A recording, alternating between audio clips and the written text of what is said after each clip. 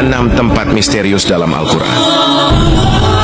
Menurut Al-Quran dan beberapa hadis Rasulullah, ada 6 tempat misterius di bumi ini yang belum ditemukan keberadaannya. Banyak orang hingga kini masih terus mencari lokasi 6 tempat misterius tersebut. Tempat misterius dalam Al-Quran yang hingga kini belum pernah terpecahkan keberadaannya di bumi ini masih menjadi misteri. Dalam Al-Quran seperti dalam surat Qaf dan sabda Rasulullah dijelaskan bahwa terdapat tempat misterius yang ada di dunia, namun belum ditemukan lokasinya sampai saat ini. Dirangkum dari berbagai sumber, berikut daftar 6 tempat misterius dalam Al-Quran yang hingga kini belum ditemukan. 1. Telaga Ainul Hayat.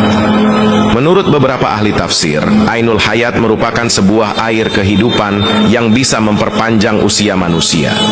Barang siapa yang meminum airnya seteguk saja, maka hidupnya akan abadi. Kehidupannya juga dijamin oleh Allah hingga kiamat nanti, kecuali dia memohon kepadanya untuk dimatikan. Sejumlah hikayat mengatakan bahwa Allah menciptakan dunia dan menurunkan beberapa tetesan air dari surga ke dunia. Telaga Ainul Hayat hingga kini masih menjadi misteri karena belum ditemukan lokasinya.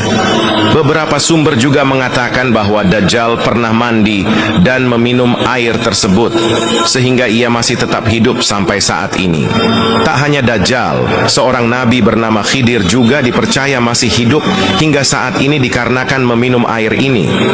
Beberapa pendapat mengatakan bahwa letak telaga Ainul Hayat dijaga Nabi Khidir.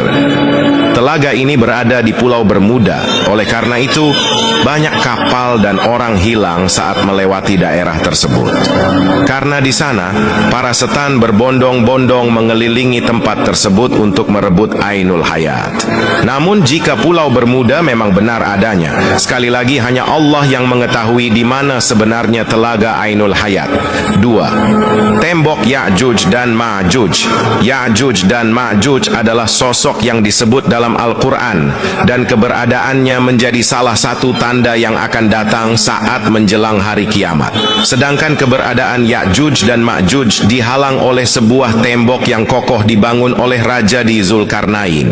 Perihal tembok penghalang Ya'juj dan Ma'juj ini lantas masih menjadi misteri, bahkan tidak sedikit yang menyebut dan percaya bahwa tembok besar Cina diyakini sebagai penghalang Ya'juj dan Ma'juj yang dibuat oleh Zulkarnain. Konon kabarnya sekitar 50 km di utara Beijing ada sebuah desa di kaki bukit bernama Badaling. Dari tempat ini